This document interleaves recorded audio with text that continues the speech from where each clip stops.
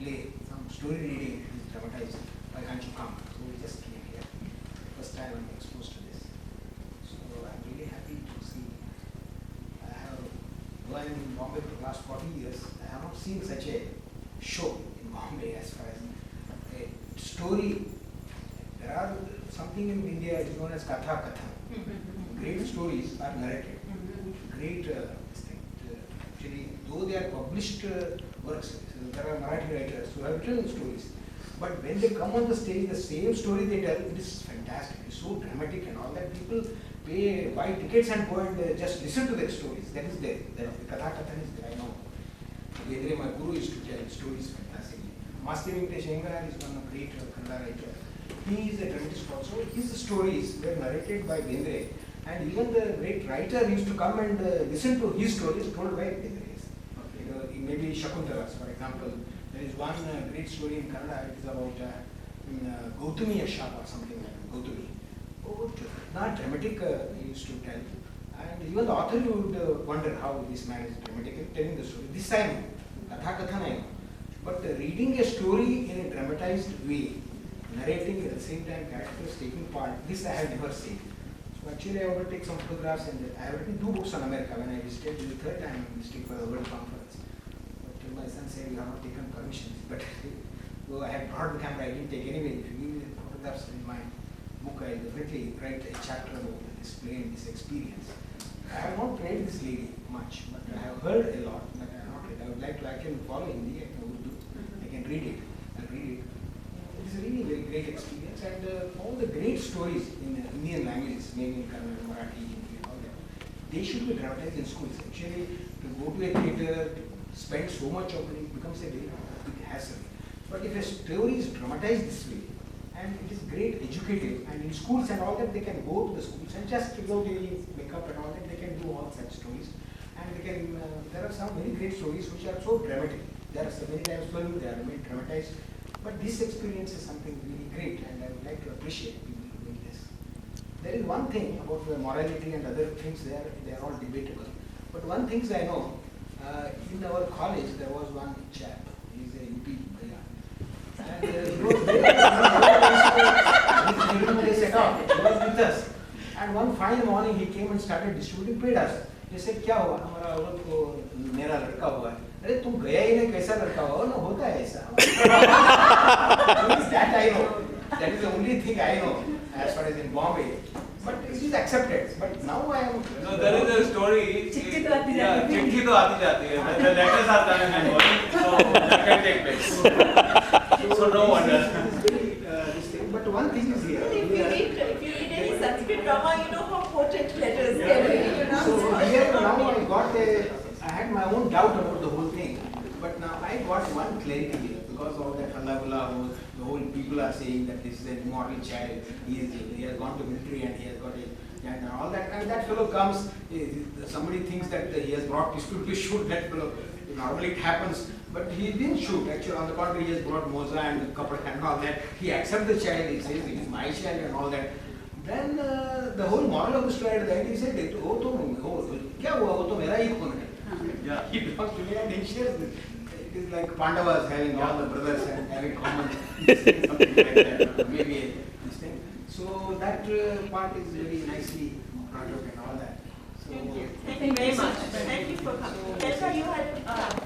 Yeah, I just wanted to share one thought and sort of actually experience.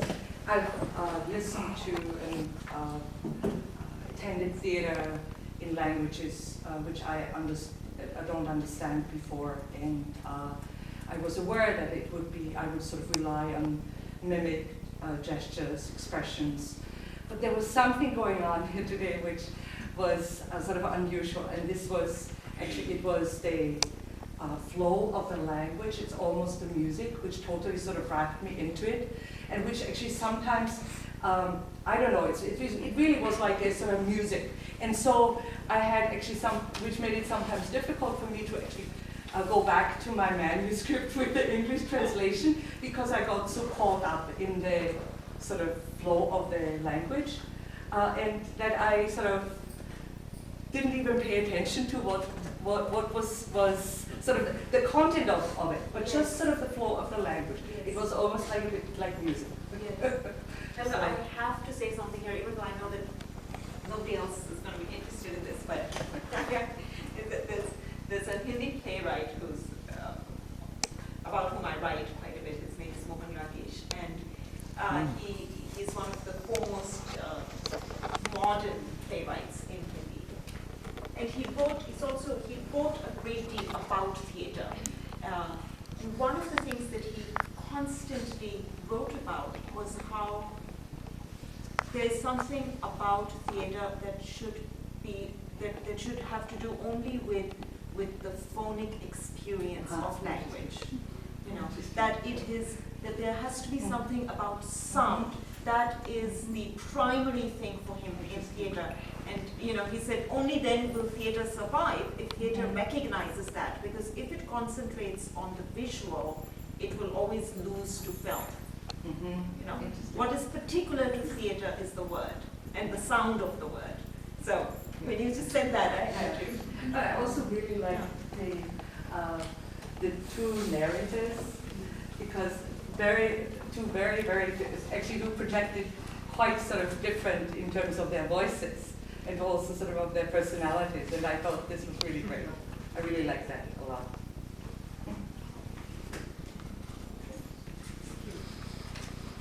I wanted to ask the cast, in some sense, turn around the question that you posed to us, the question of what it meant to try and put this on to an audience where you knew a good proportion of them don't understand the language, and some of them may not have had time even to read the story.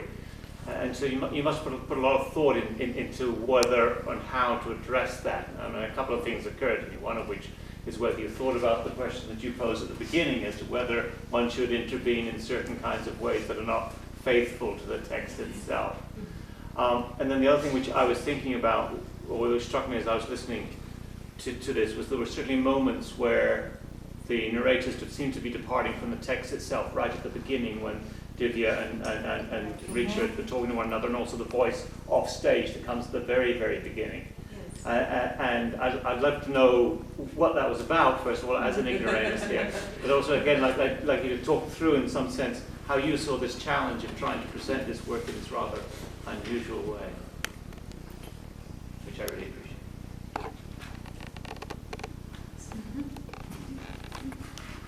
I can say one thing about that part. I joined the group because, to me, it was primarily my interest in Hindi literature, and we were going to read certain authors or just literature that I'm interested in, and do it with a group of people who know more about it, and just to read a variety of works. Then we started working on presenting the story in a stage reading. So in the process, for me, it was really interesting to see how it turned from a story to a script, in order to present it to the audience. So this first bit is not part of the story. It's part of the script that's put together for this performance, and so it sets the stage for a reading of the story where the narrators are two friends who are very who love Ismat Appa's stories, and have decided on this particular day to read Do Haat together. And so that's the setting of the stage for what happens, the enactment of the story. And The voice. some of it was just also like, so there was a group that was there interested in working together. We didn't know each other, and like some of us knew each other, but there were, we just put an ad, and then there was a group that came and we started conversations, and there was a lot that up until very recently, we didn't really even feel like we had enough of a chance or the time to get to know each other. But this working on this project became a way in which we began to interact, and I was really impressed with the craft of putting the script together in a way that all of us were able to do what we could do best and what we could this whole issue of whether how many people should narrate the story, or these are very critical decisions where Tarun had to kind of see what each of us was able to do. People were also extremely overcommitted. There were some people who were only able to come for 1 or 2 rehearsals. There were some who were there for 8 weeks. There were some who joined in week 4, and people were traveling, and they had kids, and they had jobs, and so there was a lot of one-on-one work for hours and hours, and then there was group work, and then the group was not always there, and so with all of those things, the script that came into life, the script that was created was in a way addressing all of those possibilities and constraints and skills and talents that we had, and it was kind of an interesting process to see how it all came together. I just want to say, you seem to think that the Gauri's physical attributes weren't faithful to the narrator's description of her. We just had a very glamorous Gauri, and even if you try to make her accent, you won't succeed. So, and also I think it's the narrator's description. It's a writer's description, in fact. And that's from a woman's point, and yet the men all found her sexuality so appealing. So what is beauty? So. And answering your question about what we thought about bringing it in a language which not everybody will understand, I think for now the interest was Hindi literature, but maybe moving forward we will probably try to do that. Actually bring some sort of introduction, as someone mentioned earlier, try to bring answer there. Did you want to say something, Meera, about the language you were talking about? Because there's a lot of language discussions and negotiations that happened within the group. Yeah. Not just. I'd say that in terms of the process, there's a lot of politics of language in the way that they're represented in the South Asian subcontinent. So for those of you who don't know, there are close to, I'd say, 1,400 different languages in South Asia. And they're major languages spoken by not a few thousands, but a few million people. And so what happened in this group is that there are people, for instance, Shubha is brought up in the US, and she speaks English and Tamil. Brendan and David have learned Hindi, but it's not their first, their mother tongue. Yasmin reads predominantly in the Urdu script. She cannot read the Devanagari Hindi script. But the rest of us cannot read the Urdu script, but we can read the Hindi Devanagari script. So, if you look at our scripts, Tarun had to, and then different people have different varieties of expertise in reading the Hindi Devanagari script. So I can speak Hindi very well, but I'm very bad at reading the Devanagari script. So when we all sat down together and started reading, it became evident that we're coming at this from very different angles. And so, for instance, Yasmin's script has, she rewrote her parts in Urdu and stuck them in. Tarun wrote the whole thing in English, in the English script, but it's Hindi. But for I and Richa and Divya then rewrote ours in the Devanagari script and stuck it in there. And for Shubha, I guess there's a constant translation going on, because and then we'd oftentimes just start speaking in Hindi and Urdu to each other, and then she'd be completely left out. So it's so many different layers of, in terms of the politics of language. But in addition to that, I'd say for Tarun, who works predominantly in Bombay and in the film industry and the theater circles, there had to be a process of translation of context, right? And it's not only the context that comes about from crossing the borders of the nation state, where the way things function in India do not function in the same way, right? So I mean, I'm sure he can address that more, how things really work in the professional circles. One, we're not professionals. We're not doing this with the same passion and dedication that he would expect. We all have different purposes coming into this. And he's trying to figure all of that out. In a context that he's not mobile, he cannot drive over here, he doesn't know Minneapolis, he's completely dependent on all of us to meet him at X place. And, and he's working with each one of us, where he'll say, this is the tone of voice you need to use. And we're like, I can't use that tone of voice. I can't do it. That's not me. And he's like, well, this isn't supposed to be you. This is supposed to be this. And we're like, no, but we need to have me in it.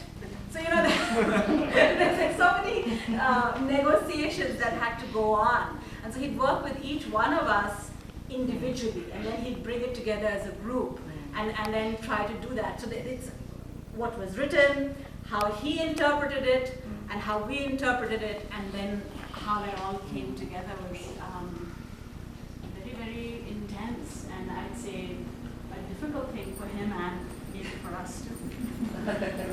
Just like on that question of language at a very different level, I mean, this is something that I experienced very intensely as we started working together in the very first few weeks of the story. Is that it's one thing to read a story, and it's another to read it with your body, or to begin to think about it with your body. And I think collectively